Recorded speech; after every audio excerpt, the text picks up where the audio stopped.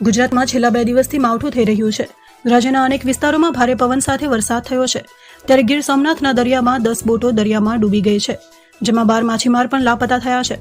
ગીર સોમનાથ જિલ્લા કલેક્ટરે ઘટનાની પુષ્ટિ કરીને જણાવ્યું હતું કે હાલમાં 4 માછીમારને બચાવી લેવાયા છે।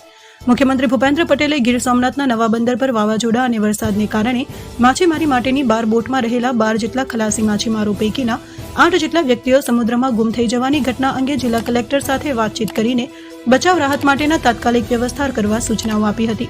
મુખ્યમંત્રીની આ સૂચનાને પગલે કોસ્ટગાર્ડ સાથે સંકલન સાધીને કોસ્ટગાર્ડની બોટ્સ અને 2 હેલિકોપ્ટર દ્વારા બચાવ કામગીરી હાથ ધરી ગુમ થયેલા માછીમારોને શોધવા અને પરત લાવવાની કાર્યવાહી યુદ્ધના ધોરણે ઉપાડવામાં આવી છે। મુખ્યમંત્રીએ મુખ્ય સચિવ પંકજકુમારને પરિસ્થિતિ પર નજર રાખવાની પણ સૂચનાઓ આપી છે। હવામાન વિભાગે વેસ્ટર્ન ડિસ્ટર્બન્સની અસરને કારણે રાજ્યમાં ભારે પવન અને વરસાદની આગાહી કરી હતી।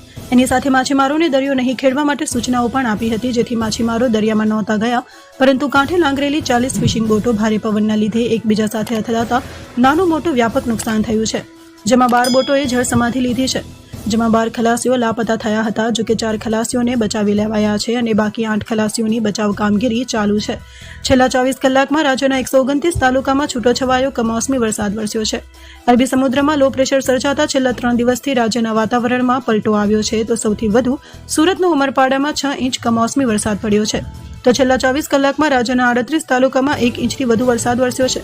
મધ્ય ગુજરાત અને ઉત્તર ગુજરાત સહિત સૌરાષ્ટ્રના કેટલાક શહેરમાં ભારે વરસાદની આગાહી કરવામાં આવી છે, જેમાં સાબરકાંઠા સહિત અરવલ્લી, દાહોદ, મહીસાગરનો સમાવેશ થાય છે।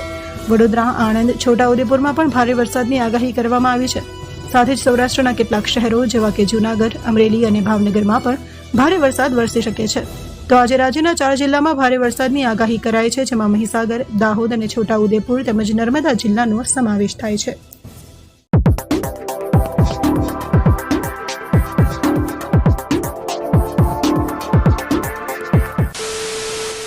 જો મિત્રો તમે પણ સરકારી ભરતીની તૈયારી કરી રહ્યા છો તો તમારા માટે ગુરુકુલ એકેડમી બેસ્ટ ઓપ્શન છે, કારણ કે ગુરુકુલ એકેડમી તમામ સુવિધાઓથી સજ્જ છે। સાથે સાથે રનિંગની તૈયારી માટે 400 મીટરનો ટ્રેક અને એકેડમીનું પર્સનલ ગ્રાઉન્ડ છે। આ ઉપરાંત ફિઝિકલ માટે એકેડમીનું પર્સનલ કેમ્પસ છે। સાથે સાથે જે વિદ્યાર્થીઓ હોસ્ટેલમાં રહીને તૈયારી કરવા માંગતા હોય તો તેવા વિદ્યાર્થીઓ માટે હોસ્ટેલની પર્સનલ સુવિધા છે। આ ઉપરાંત ખાસ વાત તો એ છે કે મહિલા ઉમેદવારો માટે મહિલા ટ્રેનર દ્વારા ફિઝિકલ ટ્રેનિંગ આપવામાં આવી રહી છે। તો મિત્રો રાહ કોની જોવો છો, અત્યારે જોઈન કરો ગુરુકુલ એકેડમી। એકેડમીની તમામ પર્સનલ ડિટેલ તમને વિડીયોના ડિસ્ક્રિપ્શનમાં આપેલી છે, ત્યાં જઈને તમે એકેડમીનો કોન્ટેક્ટ કરી શકો છો।